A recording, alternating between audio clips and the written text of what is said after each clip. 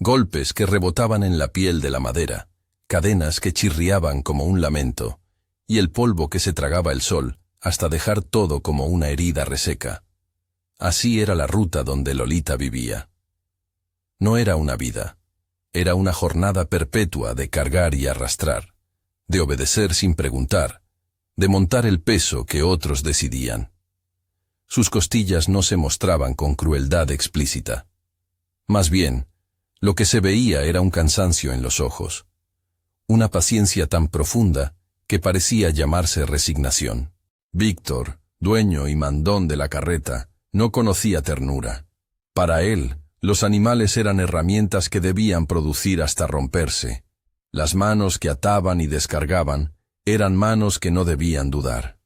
Cuando Lolita fallaba un paso, la vara encontraba su ritmo. Cuando se demoraba por el fango, la voz de Víctor se alzaba y la cuerda apretaba. Los otros que viajaban con ellos, arrieros pequeños, peones que pocas veces abrían la boca, miraban hacia otro lado. Había miedo en esa mirada, miedo a perder el pan, miedo a las represalias, miedo a quedar sin trabajo.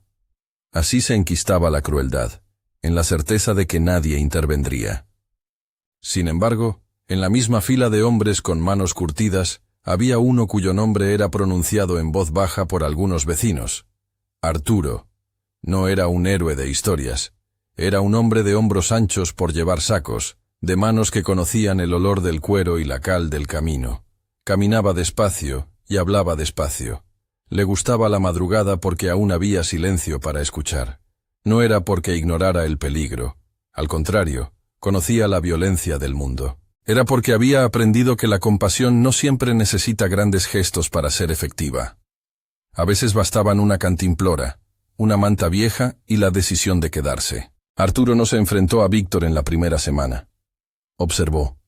Aprendió la hora de las palizas, la manera en que se apartaban la gente para no interferir. Pero cuando Lolita, pesada de cría, empezó a fallar más de lo habitual, un paso en falso aquí, una respiración temblorosa allá, Arturo dejó de mirar. Le ofreció agua la primera vez que nadie se lo esperaba. Le limpió la boca con una palma gruesa cuando parecía que se iba a atragantar de polvo. Palabras suaves, gestos mínimos. Ese contacto fue suficiente para que Lolita, por primera vez en mucho tiempo, aflojara la tensión de su costado. Los caminos estaban ardiendo de verano. El sol pegaba sobre el lomo de los animales, como si quisiera marcar límites indelebles. A lo lejos, se extendían lomas gastadas y pequeños ranchos de adobe. El viento traía el rumor de otras caravanas y, en las noches, el canto de grillos que no sabían de la justicia humana. Lolita comenzó a guardar silencio de otra manera.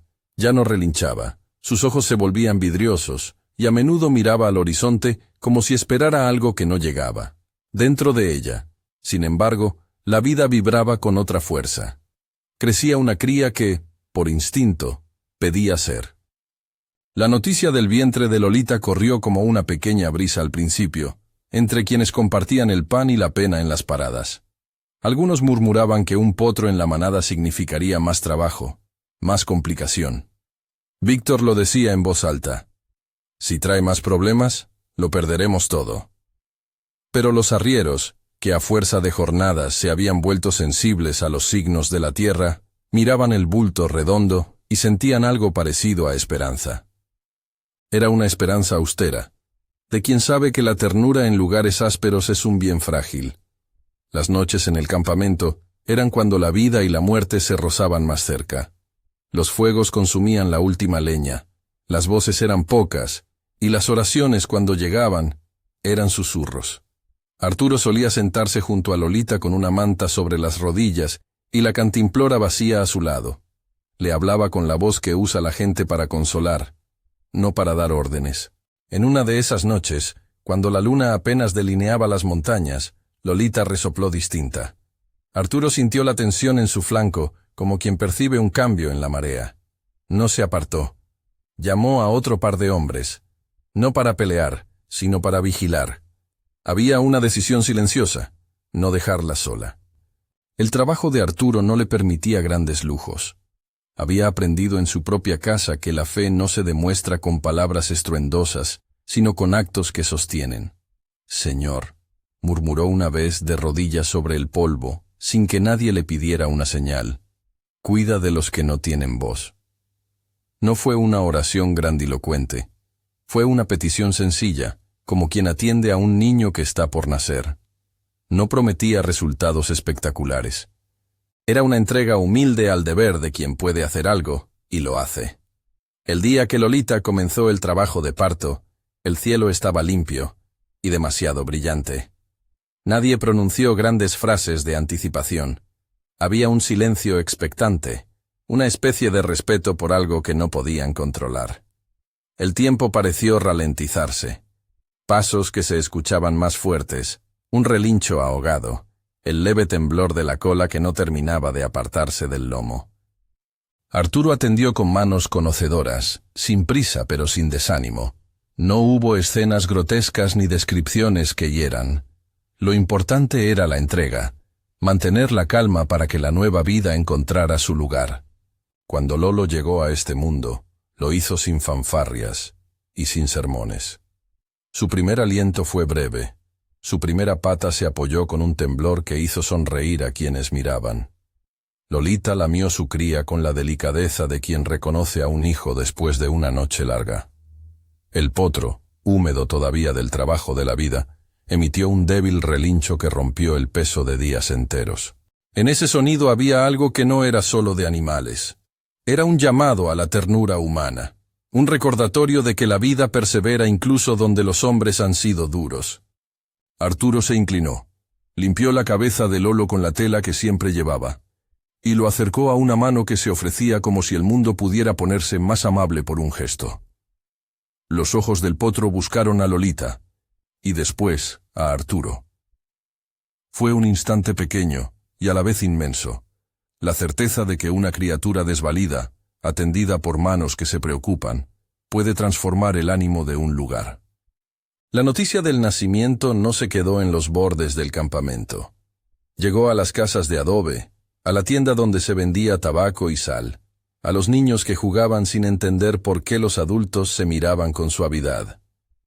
Lolo era pequeño, de pelaje pálido como la arena bajo el sol de la tarde, con unas manchas que parecían mapas en miniatura. Se movía con torpeza y se caía con la naturalidad de quien aprende a sostenerse. Y cada caída era seguida por una lengua amorosa de Lolita, o por una caricia de Arturo que, sin discursos, expresaba lo que las palabras muchas veces no alcanzan: cuidado, presencia, constancia. Los primeros días fueron de aprendizaje. Arturo se quedó más cerca de Lolita y de su cría. No porque quisiera mostrarse heroico, sino porque la bondad muchas veces ocupa los huecos que la indiferencia deja. Les llevó paja más suave, guardó agua limpia y puso un pequeño cercado improvisado para que Lolo pudiera moverse sin tropezar con los carros. Los vecinos que antes se apartaban empezaron a acercarse en cuentagotas. Una mujer con un balde de heno, un muchacho que ofreció una cuerda buen estado. Esos pequeños gestos no cambiaron la realidad de una sola vez, pero fueron como aceitar una maquinaria oxidada. El movimiento se hizo más fácil. Entre los que acudían, había quienes recordaban a sus propios animales, a la yegua que los había llevado a la edad adulta, o al caballo que les permitió sembrar la tierra. Algunas historias salieron a la luz en voces bajas, de un hombre que perdió su padre por una enfermedad y que, sin caballo, había pasado años caminando, remendando su tristeza. De una mujer cuya única alegría había sido poner un lazo en la crin de su animal. Esas historias crearon un tejido de empatía que empezó a mirar a Lolita y a Lolo con ojos distintos. Ya no eran solo animales de carga, sino historias vivas que tocaban las memorias de la comunidad. A pesar de todo, la relación entre Víctor y su ganado seguía sin cambiar. Víctor, al percibir que el potro atraía miradas y que la gente empezaba a hablar con cariño, sintió lo que muchos llamaron más tarde una incomodidad que se volvió punzante. La ternura hacia Lolo parecía desafiar su autoridad, y Víctor, que había sostenido su control con gritos y palos, No sabía cómo responder a esa nueva luz que brotaba en su territorio. Arturo percibió la tensión como quien oye el viento que anuncia tormenta. No era un hombre de enfrentamientos. Sabía que el paso de un animal no justifica una pelea humana. Sin embargo, vio también en aquellos días una oportunidad. Si la gente podía cambiar la mirada sobre un potro, tal vez podía cambiar su actitud hacia toda clase de vulnerabilidad. Empezó entonces a hablar con quienes se le acercaban, no con sermones, sino con preguntas sencillas. ¿Y si cuidamos entre todos a estos animales? ¿Qué pasaría si compartimos la carga de trabajo? ¿Es justo que los que no tienen voz sean los más castigados? Preguntas pequeñas que sembraban moralidad cotidiana. El campamento cambió lentamente de ritmo. Donde antes había solo órdenes, ahora había también cuidados. No porque la violencia hubiese desaparecido. Esa falsa esperanza nunca fue sembrada por Arturo, sino porque la acción de unos pocos modificó la disposición general. La gente se convirtió en testigo de su propia capacidad de ser tierna. Y el mundo, que había sido insensible, empezó a responder con gestos. Más paja, horas de sombra al mediodía para los animales, una manta compartida en las madrugadas frías. Mientras tanto, Lolo crecía con una mezcla de fragilidad y bravura. Aprendió a sostenerse, a seguir el paso, a desistir cuando no podía, y a volver a intentarlo. Cada hazaña, por pequeña que fuera, era celebrada con un relincho y con una mano que acariciaba la crin. Los niños del lugar encontraban en él un entretenimiento inocente. Lo seguían a distancia, lo observaban cuando corría con torpeza y, sobre todo, se acercaban a Lolita sin miedo. Había en eso una restauración silenciosa, la dignidad de una madre, la dignidad de una cría, siendo reconocida por quienes solían mirar hacia otro lado. En las horas de sobremesa, entre un sorbo de agua y otro, algunos arrieros contaban historias de cuando los animales no eran meras herramientas. Contaban de abuelos que llamaban por nombre a sus cuadrúpedos y que juraban por sus compañeras de trabajo. Historias que parecían reliquias de otro tiempo, y que al ser pronunciadas, volvieron a ser relevantes. Fue en ese clima de pequeñas confesiones donde nació una idea. No era suficiente curar heridas. Había que restituir cierto orden humano. Había que evitar que la dureza volviera a instalarse. Pero no todo era consuelo. En los rincones donde Víctor no miraba, se susurraban opiniones temerosas. Algunos señalaban que aquel potro bonito podría venderse por buen dinero, que tenerlo en la manada era un gasto que el dueño no toleraría. Otros creían que las manos de Arturo eran demasiado suaves. Sospecharon de su bondad como quien mira al extranjero con recelo. El rumor es un animal de muchas cabezas. Puede alimentar la solidaridad o encender la envidia. Quedaba claro que la presencia de Lolo empezaba a mover fibras en la comunidad que nadie, por completo, podía controlar. El narrador, con voz cercana y compasiva, se detenía a mirar a Lolita y a Lolo no como un simple episodio más, sino como una parábola que se desplegaba en la vida real. Dios defiende la causa de los inocentes, pensaba la gente que creía, no como una sentencia que elimina los problemas, sino como un principio que inspira a los hombres a obrar con justicia. La providencia, en ese entendimiento, no era un látigo que castigaba a los malos. Era un llamado a la acción que activaba la conciencia humana. Visto así, el cuidado de Arturo adquiría un matiz sagrado, no por magia, sino por el poder transformador del amor encarnado en acciones pequeñas y perseverantes. En una tarde templada, mientras Lolo exploraba un pequeño claro bajo la sombra de un algarrobo, un grupo de mujeres se acercó para verlo. Traían una olla de caldo para el arriero que había pasado noches en vela. Traían también sonrisas y palabras que ablandaban lo que quedaba de miedo. Los niños corrían alrededor del potro, y por un momento el lugar pareció respirar de otra manera. Había risas, sí, y algo que recordaba a la comunidad.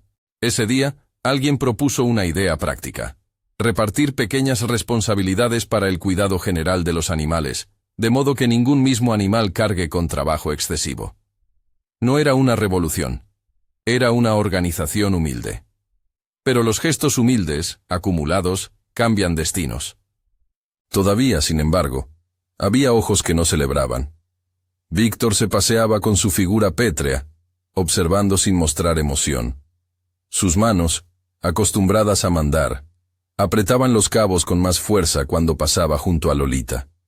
Observó cómo la gente podía reunirse para calentar la paja, cómo los muchachos traían agua, cómo las conversaciones, antes cortadas por miedo, comenzaban a tener otra cadencia. Esa visión no alimentó en él una meditación sobre la bondad, sino una inquietud que fue germinando subterránea. Arturo, que no buscaba enemistad, no provocó a Víctor, pero tampoco se dejó intimidar por la presencia de la autoridad grosera. Sabía que la verdadera batalla no era con una persona, sino con la inercia de la indiferencia. Interpretaba su labor como un deber moral. Cuidar a los que no pueden hablar es una forma de construir comunidad. En sus noches en vela, rezaba con sencillez por quienes sufrían y por quienes oprimían, sin mezclar el rencor con la plegaria. Pedía, sobre todo, que se abran los corazones, no para eliminar el dolor con un milagro, sino para que los hombres actúen con justicia. A partir del nacimiento de Lolo, el campamento empezó a atraer miradas de lugares cercanos. Un vecino que hacía tiempo no venía se acercó y, sin mucha ceremonia, ofreció reparar un yugo viejo. Otra familia ofreció proteger el potro por las mañanas. La ayuda no vino de una vez, fue un llegar en oleadas pequeñas. La comunidad, que antes se había dejado dominar por la pasividad, comenzó a moverse.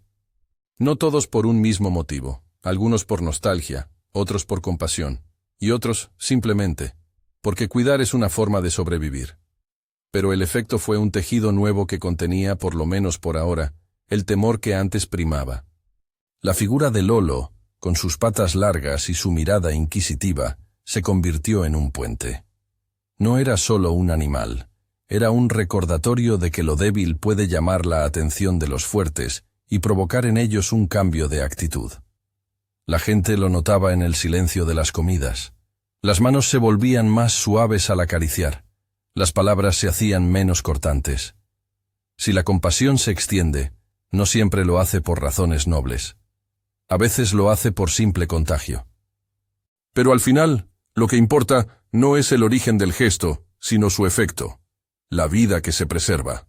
Y en medio de esa transformación, el narrador no podía dejar de señalar algo esencial.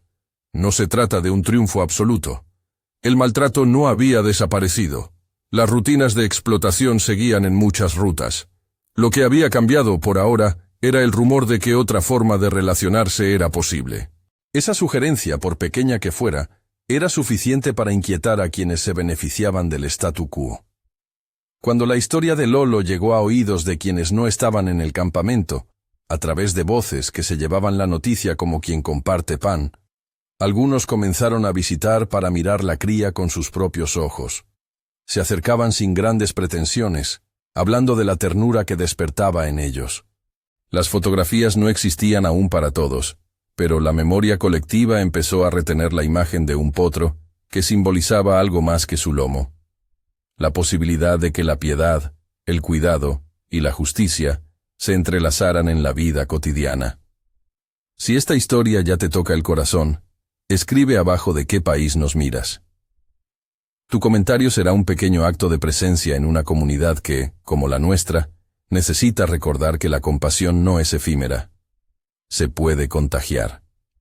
Después de ese llamado, las cosas continuaron su curso, con la extraña mezcla de ternura y tensión que marca los procesos humanos. Lolo creció un poco más, y con él, las conversaciones. A la distancia, Víctor observaba con una calma que no era tranquilidad, sino cálculo. No hubo aún un gesto abierto de revancha. La semilla de la envidia se alojó en su pecho como un ruido que no se decide en el silencio. Algunos decían que parecía más curtido, otros que se movía con la misma dureza de siempre. Lo cierto es que la paz que irradiaba el campamento a causa del cuidado era algo que no tardaría en provocar una respuesta. Los días que siguieron estuvieron llenos de detalles humildes. Arturo enseñando a Lolo a reconocer la voz humana, la madre y la cría descansando al mediodía bajo un toldo improvisado, la vecina que llevaba higos cuando podía. Era un cotidiano compuesto de actos pequeños y decisivos. Pero por debajo de ese diario amable corría una corriente contraria, la sombra del resentimiento que no desaparece solo porque hay manos cariñosas. Esas sombras son silenciosas. Se esconden en miradas que se endurecen, en pasos que se alargan hacia lugares donde se guardan armas de autoridad. En una tarde de finales de verano, cuando el aire olía a tierra recién removida y las sombras se volvieron largas, hubo un silencio inusual. La gente se detuvo a mirar el horizonte, como si esperara la llegada de algo. No sabían qué. Solamente había una sensación difusa de que la historia estaba girando hacia un nuevo capítulo. Lolita estaba tranquila. Lolo jugueteaba con las sombras de las hierbas. Arturo, sentado sobre una piedra, observaba y pensaba. No era una paz con la que uno se duerme cómodo. Era la calma previa a una prueba. Y en esa calma, la figura de Víctor apareció al borde del campamento, quieto, observando desde lejos. Esa visión no fue, todavía, un enfrentamiento. Fue un compás que alteró la respiración de quienes miraban. Había en la cara de Víctor algo que antes no se había permitido mostrar. Un desasosiego que no se traducía en gritos, pero que presagiaba movimiento. Las manos de algunos hombres se cerraron, no por decisión de atacar, sino por la tensión que provoca el saber que la paz puede ser frágil. El relato, entonces, se encuentra en ese punto. El nacimiento de una esperanza y la presencia de una amenaza que aún no se decide a manifestarse plenamente. La comunidad había comenzado a transformar su mirada, a cuidar lo que estaba a su alcance. Pero la historia no concluye aquí. Los hilos se tensan. En algún lugar, la envidia se alimenta. En otro, la compasión busca consolidar lo que ha comenzado. Y entre ambos, la providencia, entendida como la gracia que mueve corazones humanos hacia la justicia, sigue actuando, no como un milagro ostentoso, sino como una corriente que inspira a la gente a elegir el cuidado sobre la indiferencia. La figura de Víctor, parada al borde del campamento, no era ya solo un hombre mirando. Era una inquietud que se convertía en plan. No gritó, no anunció nada. Su enojo se fue puliendo en silencio hasta adquirir la forma de una decisión tomada en la soledad de su pecho. Esa noche, cuando las brasas ya no daban calor sino apenas un recuerdo rojizo, reunió a dos de los suyos, hombres jóvenes con la vista fácil, y les habló en voz baja. No prometió palabras bonitas, ofreció órdenes y la promesa del botín. Al que traiga ese potro, no le faltará nada. No usó amenazas bellas, confió en la urgencia de quien cree que la fuerza le pertenece por derecho. La noche fue clara, con estrellas bajas que parecían velas gastadas. Los que cuidaban a los animales dormían con la respiración trabada por el cansancio. Algunos arrullaban sueños interrumpidos por el recuerdo de palizas. Arturo no dormía del todo. La costumbre de velar lo dejaba atento a los sonidos pequeños, a los relinchos lejanos, al roce de las patas contra la tierra. Tenía la paz que da el deber cumplido y la inquietud que nace de la conciencia. Proteger a los vulnerables no es una tarea de una sola noche, piensa el que permanece despierto. Cuando las sombras se estiraron y el campamento se hundió en un silencio que olía a madrugada, las figuras de Víctor y sus cómplices se deslizaron como sombras también. Cruzaron el vallado improvisado con cuidado, como quien pisa sobre vidrio sin querer hacer ruido. La intención era clara, tomar a Lolo y marcharse antes de que nadie pudiera detenerlos. Pero la noche tiene una manera de devolver a los imprudentes lo que sembraron. Los pasos apurados, la falta de previsión, la confianza en la impunidad. Uno de los hombres tropezó con una rama, otra pisada mal levantó el ruido de una lata, y un perro viejo, despierto por costumbre, empezó a ladrar con una voz que parecía cortar el aire. El relincho de alarma de Lolo fue breve y agudo. Su torpeza lo puso en riesgo porque todavía no dominaba sus reacciones. En el forcejeo, un tirón brusco lo hizo perder el equilibrio. Se deslizó, se golpeó con el suelo, y su primer intento de huida quedó castigado por la torpeza de la noche. Nada de descripciones grotescas. El impacto fue un sobresalto que dejó a la cría temblando, y a los que la querían con el corazón en la garganta. Arturo se levantó de un salto, y con él los demás. Un faro de lucidez se encendió en los ojos de quienes vieron la injusticia en plena acción. No hubo, en ese momento, heroísmo épico ni maniobras perfectas. Arturo corrió con lo que tenía. Una voz firme, manos decididas, una manta arremangada como defensa. Se interpuso entre los ladrones y Lolo y recibió el empuje de uno de ellos. Fue un choque que dejó marcas de esfuerzo, no de odio gratuito. En la confusión, uno de los asaltantes, en su prisa por huir, tiró con fuerza de la rienda de su caballo. El animal, asustado por el tumulto, pegó un salto, desajustó la acrobacia del ladrón, y en su nervio, lo dejó mal colocado. La consecuencia fue una caída tonta. El hombre rodó por una loma pequeña y quedó aturdido. No fue la mano de Dios quien lo arrojó. Fue la propia precipitación del que se confía a la violencia. La diferencia en la historia que cuenta la comunidad fue que la noche no favoreció al que llegó con malos propósitos. Los demás intentaron huir. Algunos lo hicieron con éxito, otros no. La voz que se alzó más fuerte fue la de aquellos que ya no miraban para otro lado. Un muchacho que antes había callado, un arriero que siempre había temido a Víctor, se plantó con una determinación que asombró. Aquí se queda hasta que venga la autoridad. No fue un grito de venganza, sino un llamado a la responsabilidad. Lo que siguió fue una vigilia de madrugada. Los hombres frenaron la huida de los ladrones, les quitaron la posibilidad de volver en silencio, y en vez de tomar la justicia por mano propia, se dedicaron a mantenerlos sometidos hasta que alguien pudiera testificar. Cuando el primer rayo de sol empezó a asomar, con un color pálido que anunciaba otro día caluroso, llegó la autoridad local. No fue por milagro. Fue porque los vecinos habían enviado a un mensajero, y porque las comarcas, aún rudas, tienen redes que se activan ante delitos. El encargado de la ley, un hombre de voz grave y notas de experiencia, llegó con el paso firme de quien sabe que la justicia lleva tiempo, pero no siempre olvida. Escuchó en silencio, anotó, interrogó con calma. No fue una sentencia hecha en el calor de la tarde. Fue un procedimiento que puso a la luz un patrón de abuso. Las palabras de varios testigos coincidieron en un hilo que no admitía otra interpretación. Víctor había dado pie a la violencia. Sus allegados habían actuado con intencionalidad, y Lolo había sido herido en la confusión. El informe policial no necesitó adornos. Las cicatrices que la historia había acumulado sirvieron como prueba, testimonios, la declaración del hombre que había quedado aturdido por la caída, la presencia de personas que reconocieron la orden de traer el potro. La balanza de la ley se inclinó por una investigación que no solo miró el incidente de la madrugada, sino el patrón de comportamiento. No hubo en ello un relato de venganza divina. Hubo un cumplimiento de la justicia humana que la comunidad reclamó. Víctor fue llevado a responder.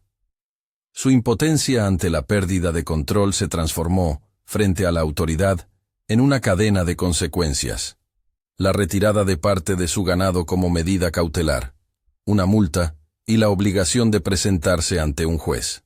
Mientras la maquinaria judicial funcionaba con su ritmo de papeles y testimonios, en el campamento se abrió un tiempo para la curación. Lolo cojeó por unos días. Su paso quedó marcado por la experiencia que había atravesado, pero no por una mutilación. Los que sabían de cuidados animales hicieron su tarea. Vendajes simples, tiempo de reposo, alimentos suaves. Hubo noches en que la madre lamía a su cría con la paciencia de siempre, y otras en que Arturo se sentaba junto a ellos, callado, sosteniendo una linterna y un pedazo de pan que compartía con aquellos que estaban atentos. La recuperación de Lolo fue lenta y hecha de pequeñas victorias. El potro volvió a poner peso en la pata, luego aumentó el paso, luego la carrera. Cada avance era festejado con el mismo júbilo contenido que había acompañado su nacimiento. La alegría no era estridente porque nadie quería olvidar la fragilidad del camino. Era una alegría agradecida, de quienes saben que el cuidado sostenido repara lo que la violencia amenaza. En la tienda de utensilios, en la casa del pregonero, en la iglesia local, se repetía el nombre de Arturo con respeto. No se trataba de glorificar a un hombre, se trataba de reconocer que un acto de compasión había puesto en movimiento una cadena de responsabilidades. En cuanto a Víctor, las consecuencias siguieron su curso. La autoridad no ejecutó una venganza. Aplicó la ley.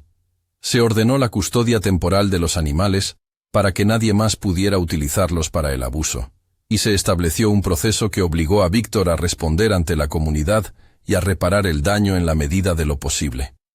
No fue una caída espectacular en la que el hombre fuera aniquilado, fue la pérdida de respeto y de control que él había usado como arma. La gente comenzó a hablarle de otra manera, sin gritos, pero con la distancia firme de quien ya no confía. Su prestigio, hasta entonces sostenido por el miedo, se resquebrajó. Su autoridad, basada en la opresión, dejó de sostenerse. La noticia del suceso no se quedó en el borde del pueblo.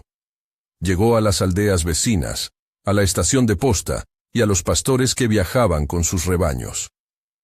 La historia se transformó en relato compartido, en lección para otros.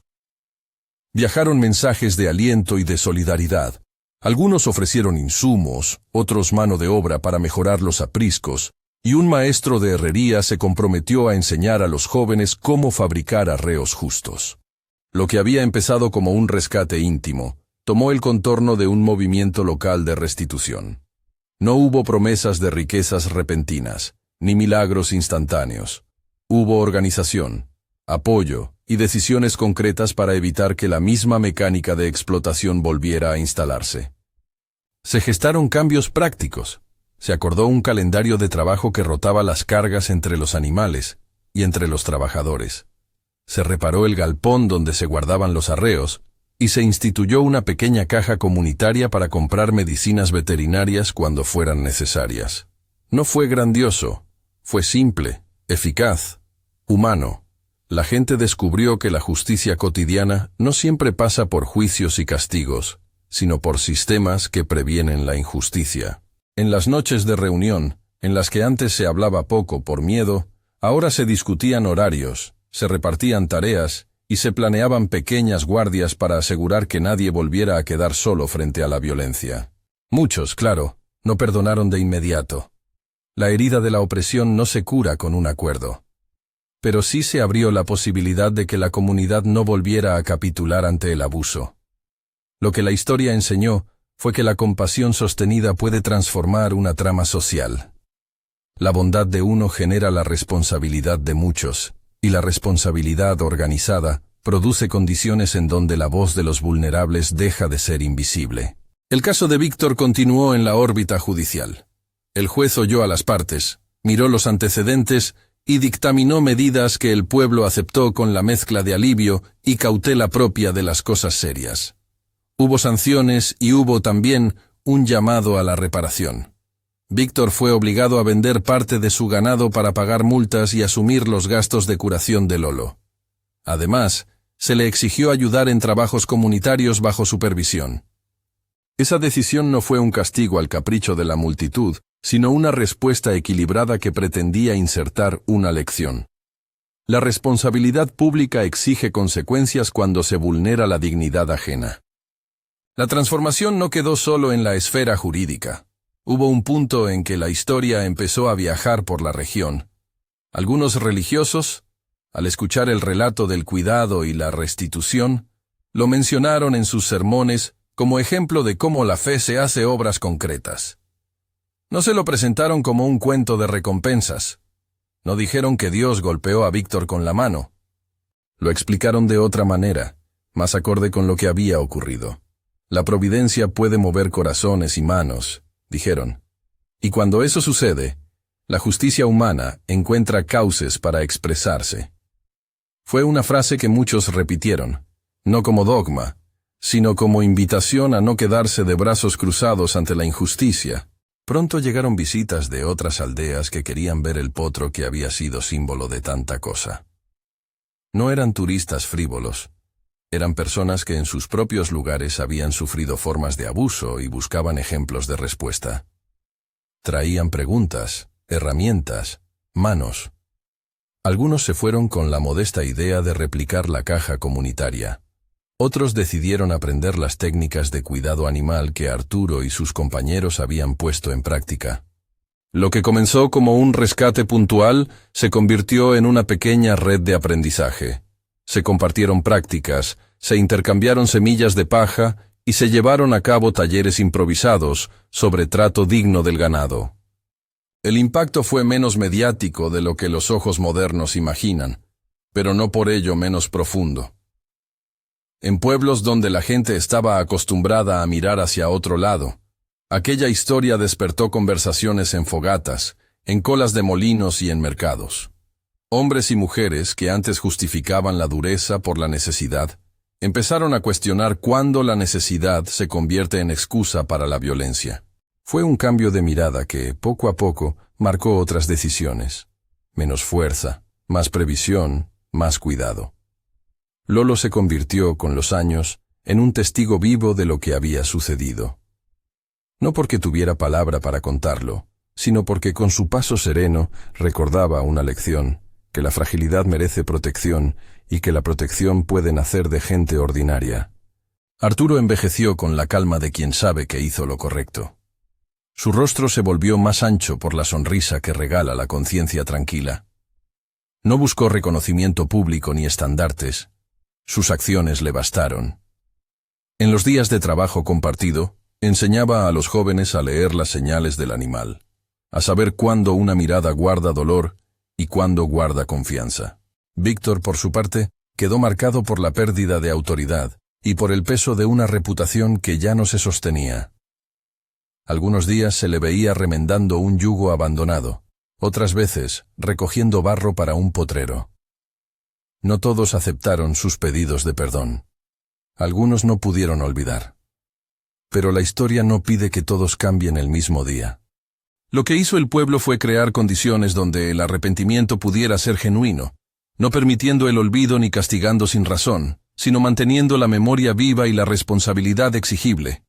En los años siguientes, la región contó la historia de la yegua y su cría como un ejemplo de transformación. No como una fábula que promete milagros, sino como un relato que muestra cómo la compasión activa puede desencadenar procesos de justicia, y cómo la providencia, esa manera misteriosa en que Dios mueve conciencias, obra a través de manos humanas. La autoridad local implementó una normativa sobre trato digno de animales, y las escuelas empezaron a enseñar, en una asignatura de responsabilidad cívica, la importancia de cuidar a los seres que dependen de nosotros. Fueron pasos pequeños, pero con alcance. La ley no los hizo mejores de la noche a la mañana, pero sí estableció límites nuevos que antes no existían. En todo ese movimiento, miles de corazones se tocaron, no por una escena espectacular, sino por la suma de gestos. Un vecino que reparó un cercado, una mujer que llevó heno en una tarde de lluvia, el joven que decidió denunciar en vez de mirar. Esas pequeñas acciones resonaron en lugares lejanos, en conversaciones de mercado, en oraciones de iglesia. No se trató de una intervención divina que actuó como un martillo. Se trató de la providencia en su expresión más humilde, el Señor moviendo voluntades, ablandando corazones, despertando la conciencia para que el trabajo humano pudiera hallar caminos de reparación. En la plaza del pueblo, años después, algunos colocaron un pequeño bebedero para los animales que pasaran por allí. No era una estatua ni un monumento grandioso. Era un gesto práctico, nacido del recuerdo. Al lado, un cartelito sencillo decía: «Para los que no tienen voz». Hubo quien lo lloró en silencio, quien sonrió con gratitud, y quien pasó sin notarlo. Todo ello forma parte de cómo se sostiene una memoria que no busca el aplauso, sino la continuidad del cuidado. En una de las celebraciones comunales posteriores, cuando ya Lolo era un caballo fuerte y sereno, la gente se reunió para bendecir el nuevo refugio de animales que la comunidad, con esfuerzo, había construido. Hubo música sencilla y pan compartido. Hubo oraciones breves que nadie quiso convertir en espectáculo. Arturo subió al improvisado estrado y habló como habla quien ha visto la fragilidad y ha decidido defenderla. No necesitamos grandes gestos. Necesitamos manos que se muevan. Necesitamos voces que denuncien y corazones que reparen. Detrás de él, Lolita lamía la mano de un niño que había crecido con la historia y que ya no conocía la costumbre de mirar para otro lado. Esa tarde se sintió, de forma concreta, lo que el título del relato sugiere. Lo que Dios hizo después no fue un acto de fuerza sobrenatural que aniquiló a los malvados. Fue una corriente de misericordia y justicia que atravesó la vida de la gente, tocando miles de corazones en su paso. Algunos entendieron la intervención como providencia que se manifiesta en la acción humana. Otros lo vieron como un llamado a la conversión personal. Lo que nadie negó fue que algo había cambiado. La vida cotidiana tenía ahora un tejido nuevo, una costura que unía justicia y compasión. En los momentos tranquilos, cuando la tarde se vuelve tibia y las sombras alargan su rumor, la gente recuerda también la fragilidad de las soluciones. No se presume que el mal haya sido extirpado para siempre. Se sabe que la dureza humana puede volver, que la indiferencia puede regenerarse si no se la vigila. Por eso las guardias, la caja comunitaria, las reuniones periódicas, porque los cambios profundos piden constancia, no complacencia. La comunidad aprendió que la justicia se construye día a día y que la compasión exige perseverancia. Antes de cerrar, hay una frase que se dijo muchas veces en esos años. Dios defiende la causa de los inocentes. No como sentencia que actúa por sí sola, sino como llamada que empuja a la acción. Ese matiz es importante. La fe, en esta historia, no es un ticket para esperar intervención mágica. Es un motor que despierta la responsabilidad humana. Las oraciones que se pronuncian en el relato son sencillas, humildes, como la de Arturo en aquellas primeras noches. Señor, danos manos para cuidar a los que no pueden hablar. No piden dominación ni recompensa, piden sensibilidad y firmeza para obrar bien. La vida continuó. Lolo creció, Arturo siguió cuidando, Lolita vivió con la dignidad recuperada, y la comunidad mantuvo, con esfuerzos y tropiezos, las prácticas que habían surgido de aquel rescate. Víctor quedó como lección. Su caída fue la consecuencia de su propia elección por la violencia y la avaricia. Su derrota fue, ante todo, el desenlace lógico de un estilo de vida que se sostiene con el miedo y no con el respeto. La providencia, en la versión que más tocó a la gente, fue aquella que movió a muchos a dejar de mirar para otro lado y a poner manos en la obra. Si esta historia te ha enseñado algo o te ha conmovido, comparte con alguien que necesite escucharla. Dale like, suscríbete y cuéntanos en los comentarios qué enseñanza te dejó. ¿Qué pequeño gesto podrías hacer hoy para proteger a los que no tienen voz?